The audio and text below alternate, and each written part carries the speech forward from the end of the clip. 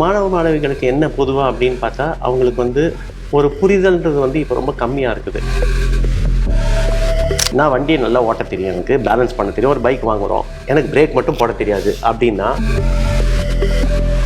திரைப்படத்துக்கு உள்ளே போய் தெரிஞ்சுக்கலாம் அப்படின்ற கதையே கிடையாது. பட்டம் விடுதல் எனக்கு ஹாபின்னு வச்சுப்போமே, எங்கெங்கே லீகலாக இருக்கும் அந்த இடத்துல, அதான் குறிப்பிடல தப்பே கிடையாது. கல்வி விட நேரில் வணக்கம். நான் உங்கள் ஜீவா பேசிகிட்டு இருக்கிறேன். பிளேஸ்மெண்ட் டைம் வந்தாச்சு. ஸோ இப்போ ஸ்டூடெண்ட்ஸ் கிட்ட நிறைய டவுட்ஸ் இருந்துட்டு இருக்கோம். நம்ம எப்படி அப்ளை பண்ணுறது, அதுக்கு எப்படி ப்ரிப்பேர் ஆகுறது, நம்ம வந்து ட்ரைனிங் எடுத்துக்கணுமா அப்படின்ற மாதிரி இப்போ இருக்கிற ஜாப் மார்க்கெட் தொடர்பாக நிறைய டவுட்ஸ் உங்களுக்கு வந்துட்டே இருக்கும். ஸோ பிளேஸ்மெண்ட் தொடர்பாக இன்றைக்கி நமக்கு நிறைய விஷயங்கள் சொல்கிறதுக்காக எய்ம் ஜெயின் காலேஜினுடைய பிரின்சிபல் மகாவீர் சார் அணிஞ்சிருக்கிறாரு. வாங்க நம்ம கேட்டு தெரிஞ்சுக்கலாம். வணக்கம் சார். வணக்கம். எப்படி இருக்கிறீங்க சார்? ஃபர்ஸ்ட் ஆஃப் ஆல் ரொம்ப நல்லா இருக்கேன். Okay sir.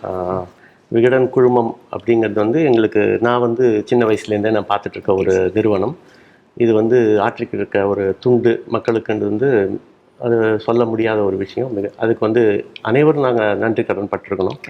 இதில் கல்வி விகடன் ஒன்று ஆரம்பித்து அதை மாணவர்களுக்கும் வேலை தேடுபவர்களுக்கும் அவர்களுக்கு வேண்டிய கருத்துக்களையும் அவங்களுக்கு வேண்டிய இன்புட்ஸ் எல்லாத்தையும் கொடுக்கறதுக்கு நீங்கள் எடுத்துக்கிற முயற்சின்றது வந்து உண்மையாகவே பாராட்டத்தக்கது. அந்த வகையில் நீங்கள் இந்த கல்லூரிக்கு இன்றைக்கி வந்து இந்த ஒரு நேர்காணலுக்கு வந்திருக்குது. நான் உங்களுக்கு முதல்ல நன்றி தெரிவிச்சுக்கிறேன். Thank you for your words sir. Okay sir, placement time வந்தாச்சு. ஜனவரி மந்த்லேருந்து அந்த மாதிரி நிறைய பிளேஸ்மெண்ட்ஸ் வரும். ஸோ ஸ்டூடெண்ட்ஸோட எதிர்பார்ப்புன்றது என்னவா இருக்குது சார்? பிளேஸ்மெண்ட் பற்றின தாட்ஸ் அப்படின்றது வந்து அவங்களுக்குள்ள எப்படி இருக்குது? மாணவ மாணவிகளுக்கு என்ன பொதுவாக அப்படின்னு பார்த்தா அவங்களுக்கு வந்து ஒரு புரிதல்ன்றது வந்து இப்போ ரொம்ப கம்மியாக இருக்குது. பிளேஸ்மெண்ட் தொடர்பாக ஒரு புரிதல் கொஞ்சம் கம்மியாக தான் இருக்குது. தன்னை அவங்க எப்படி தயார்படுத்திக்கணும் அப்படிங்கிறது வந்து ரொம்ப ஒரு முக்கியமான விஷயம். இதில் ஒரு செமஸ்டர் சிஸ்டம் அப்படிங்கிறது இப்போ நடக்குது. 6 மாதத்துக்கு ஒருத்தர் ஒரு எக்ஸாமினேஷன் வந்துக்கிட்டே இருக்கும். மக்களுடைய இந்த மாணவ மாணவிகள் என்ன பண்ணுறாங்கன்னா தன்னுடைய எல்லா நேரத்தையும் அதை தூக்கி அதிலே தான் செலவு பண்ணுறதுல முக்கியமாக இருக்காங்க. இந்த மார்க் வாங்குதல் அப்படிங்கிறது தான் மெயினாக எல்லோரும் பார்க்குறாங்க. 90% மார்க்கா இல்லை 95% மார்க்கா, அதுக்கு தான் முக்கியத்துவம் ஜாஸ்தியாக இருக்குது. சரி, 90-95% மார்க் இருக்குது எனக்கு, நான் நாளைக்கு போய் ஒரு கம்பெனியில் போய் ஒரு நிறுவனத்துக்கு நான் நேர்காணலுக்கு போகிறேன். அங்கே போய் அவங்க கேட்குற கேள்விக்கு எனக்கு பதிலே சொல்ல தெரியல. நான் போகும்போதே என் கால் பின்ன வாய் குழற போய் நான் அங்கே உட்காடுறேன்னு வச்சுப்போமே, அங்கே எனக்கு என்ன தான் அறிவு இருக்கட்டுமே, அந்த நிறுவனத்தில் இருக்கவங்கள மேலதிகாரிகள் யார் வந்து நேர்காணல் செய்கிறாங்களோ, யார் இன்டர்வியூ எடுக்கிறாங்களோ அவங்களுக்கு வந்து நிச்சயமாக சாட்டிஸ்ஃபை ஆக மாட்டாங்க. ஸோ இங்கிருந்து மாணவர்கள் தன்னை முதல்ல வேலைக்கான நேர்காணல்களுக்கும் அதற்கான தேர்வுகளுக்கும் தன்னை வந்து முதல்ல தயார் பண்ணிக்கணும். எப்படி ஒரு எக்ஸாமினேஷனுக்கு நம்ம தயார் பண்ணுறோமோ அதே மாதிரி அதே அளவுக்கு முக்கியத்துவம் நிச்சயமாக ஒரு வேலை வாய்ப்பு பெறுவதற்கு அவங்க வந்து தன்னை தயார் செஞ்சுக்கிட்டால் ஒழிய அவர்களுக்கு ஒரு நல்ல வேலை கிடைக்கும்ன்றது வந்து சொல்ல முடியாது. 95%க்கு ஒரு சில இடங்களில் கண்டிப்பாக ஒரு ஆட்டோமேட்டிக்காக வேலை கிடைக்கலாம், அங்கே சோபிக்க முடியாது. அதனால் மாணவ மாணவிகள் தங்களை முதல்ல வேலைக்கு போகிறத தனியாக ஒரு விஷயமாக எடுத்துக்கிட்டு அதை ஒரு பாடத்தோடு தொடர்பு படுத்தியும் தொடர்பு இல்லாமல் அதிலிருந்து டிஸ்கண்டினியூ பண்ணியும் அவங்க வந்து தன்னை தயார்படுத்திக்கிட்டால் ஒழிய அவங்களால ஒரு வேலை வாய்ப்பை பெற முடியாது.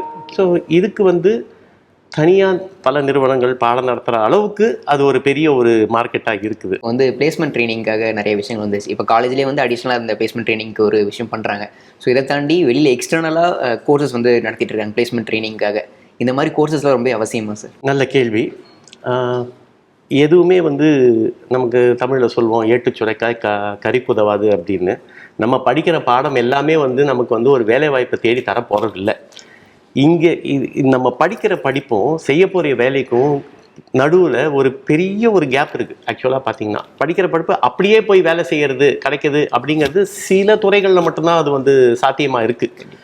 பெரும்பான்மையான துறைகளில் படித்த படிப்புக்கும் அவங்க பசங்க போய் செய்ய போகிற வேலைக்கும் ஒரு பெரிய ஒரு டிஸ்கனெக்ட் இருக்குது. இப்போ ஃபார் எக்ஸாம்பிள் நான் எடுத்துவேன், வணிகவியலில் ஒருத்தர் படிக்கிறார். ஓகே, ஒரு மென்பொருள் துறையில் வணிகவியல் சார்ந்த ஒரு வேலை இருக்குது. இதில் மென்பொருள் துறையை பற்றி அவங்களுக்கு ஒரு எந்த விதமான ஒரு ஐடியாவும் இல்லைன்னு வச்சுப்போமே, ஒன்றுமே ஐடியா இல்லை எனக்கு அப்படின்னா, அந்த மாதிரி ஒரு துறை உங்களை தேடி உங்கள் வீட்டு வாசலுக்கு வந்து, அதாவது கல்லூரிக்கு வந்து நான் உங்களை வந்து நான் எடுத்துக்கிறேன் அப்படின்னு சொன்னாலும் இவங்க தன்னுடைய வணிகவியல் அறிவை மட்டும் அவங்க வந்து வெளிக்கொணர்ந்து காண்பித்து நிச்சயமாக வேலை வாங்க முடியாது. அது இல்லாமல் பல விஷயங்களை அவங்க தெரிஞ்சிருக்கணும். அதில் ஒரு முக்கியமான டெக்னிக்கல் நாலேஜ் ஸ்கில்னு ஒன்று இருக்குது. டெக்னிக்கல்னா ஒரு துறை சார்ந்த அறிவு. அந்த துறை சார்ந்த அறிவு மட்டும் இருந்தால் பத்தாது. கண்டிப்பாக மாணவர்களுக்கு துறைகள் எல்லா நிறுவனங்களும் இப்போ எதிர்பார்க்கறது என்னன்னா மென்திறன்கள், சாஃப்ட் ஸ்கில்ஸ்னு நம்ம சொல்லக்கூடிய மென்திறன்கள் நிச்சயமாக மாணவ மாணவிகளுக்கு இருந்தே ஆக வேணும். ஆனால் ஒரு புரிதல் என்ன இருக்குன்னா, சாஃப்ட் ஸ்கில்ல வந்து ஒரு ஆப்ஷனலாவோ இல்லை ஒரு லெஃப்ட் ஹேண்டில் டீல் பண்ணுற மாதிரியான ஒரு விஷயமா தான் ஸ்டூடெண்ட்ஸ் அதை வந்து பார்த்துட்டு இருக்காங்க.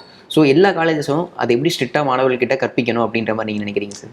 இப்போது இந்த சாஃப்ட் ஸ்கில்ஸை பற்றி அதோட முக்கியத்துவம் நிறைய தெரியல அப்படின்னு நம்ம சொல்கிறோம். காரணம் என்ன அப்படின்னா, நான் வண்டியை நல்லா ஓட்ட தெரியும், எனக்கு பேலன்ஸ் பண்ண தெரியும், ஒரு பைக் வாங்குகிறோம், எனக்கு பிரேக் மட்டும் போட தெரியாது அப்படின்னா எந்த வகையான பிரச்சனைகள் ஏற்படுமோ அந்த அளவுக்கு பிரச்சனை, அதை விட அதிகமான பிரச்சனைகள் சாஃப்ட் ஸ்கில் இல்லாததால் மாணவர்கள் வேலைக்கு சேர்ந்தப்புறம் ஏற்படும். ஒரு நிறுவனத்தில் போய் வேலை செஞ்சதுக்கப்புறம் வேலை பளு ஜாஸ்தியாக தான் இருக்கும். இன்றைக்கி வேலை பளு எல்லா இடத்துலையுமே ஜாஸ்தியாக இருக்குது, உலகமே மாறி போயிடுது. அப்போது இன்றைக்கி அங்கே போய் ஒரு சாஃப்ட் ஸ்கில்ஸுக்கு போய் அவங்க கற்றுக்கிறது, இங்கே கல்லூரிகளில் இலவசமாக பாதி இடத்துல சொல்லி தரும்போது அதை அங்கே கற்றுக்காமல் பணத்தை கொடுத்தோ இல்லை நேரம் கிடைக்காத நேரத்தில் கற்றுக்கிறது அப்படிங்கிறது வந்து முடியாத காரியம்தான் அது.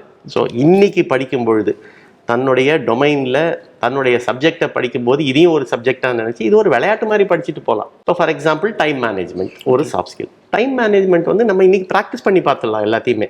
இதை வந்து நம்ம ஃபெயில் ஆகலாம் இன்றைக்கி, நாளைக்கு போய் சேர்ந்ததுக்கப்புறம் ஒரு நிறுவனத்தில் போய் சேர்ந்ததுக்கப்புறம் ஃபெயில்யூருக்கு இடமே கிடையாது. ஏன்னா வெரி ஸ்டிஃப் காம்படிஷன்.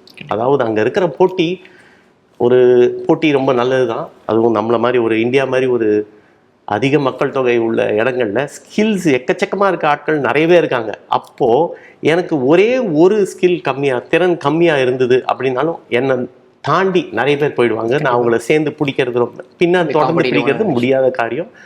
அப்படியே பிடிச்சாலும் அவங்க கொஞ்சம் முன்னாடி தான் இருப்பாங்க. இதெல்லாம் இருக்கக்கூடாது அப்படின்னா தனக்கு தேவையான அனைத்து விதமான அறிவுகளையும் படிக்கிற காலத்திலேயே மாணவ மாணவிகள் முதல்ல தெரிஞ்சுக்கணும். அதை ஒரு படிப்பாகவே எடுத்துக்கிட்டு அதை வந்து என்ன தேர்வு கிடையாது. தேர்வு எப்போ நடக்க போகுது அப்படின்னா ரியல் லைஃப்பில் நடக்க போகுது அந்த தேர்வு. அதுக்கு பாஸ் ஃபெயிலில் யாரும் போட முடியாது. அந்த இடத்துல தன்னுடைய வாழ்க்கையில் தன்னுடைய கெரியரில் அவங்க கிடைக்கக்கூடிய சக்ஸஸ் தான் அதுக்கு பாஸோ ஃபெயிலோ. அது அங்கே போய் தெரிஞ்சிக்க முடியாது. இங்கேயே ப்ராக்டிஸ் பண்ணி இங்கே கண்டிப்பாக தெரிஞ்சுக்கணும். அது அதீத முக்கியத்துவம் கொண்ட ஒரு விஷயமா எல்லாரும் தெரிஞ்சுக்கணும், பார்க்கணும். பெற்றோர்களும் தனது குழந்தைகளுக்கு சொல்லித்தரணும். இது ஏதோ சொல்கிறாங்களே சாஃப்ட் ஸ்கில்ஸுன்னு, இது என்ன தெரிஞ்சுக்கோ, இதுக்கு எதனா படிக்கணுமா எங்கேயாவது போயிட்டு. அது வந்து ஃப்ரீயாகவே நிறைய கோர்சஸ் அவைலபிளாக இருக்குது. ஏன்னா பாதி கோர்ஸ் கிடச்சா கூட போதும், நமக்கு அந்த திறனை நம்ம வளர்த்துக்கலாம் ஈஸியாக. கல்லூரிகளில் இது ஒரு பாடத்திட்டமாக நிறைய கல்லூரிகள் இருக்குது நீங்கள் சொன்ன மாதிரி. அதில் வந்து மாணவ மாணவிகள் நிச்சயமாக ஒரு ஆர்வம் கொண்டு இதை தெரிஞ்சுக்கிட்டாங்கன்னா அவங்களுடைய வேலையில் நிறுவனங்களில் சேர்ந்ததுக்கப்புறம் அவங்களோட ஃபோக்கஸ் ஃபுல்லாக கண்டிப்பாக வேலையை கற்றுக்கிறதுல வேலையை செய்கிறதுல தான் இருக்கும். இந்த சாஃப்ட் ஸ்கில்ஸ் ஆட்டோமேட்டிக்காக வரும்.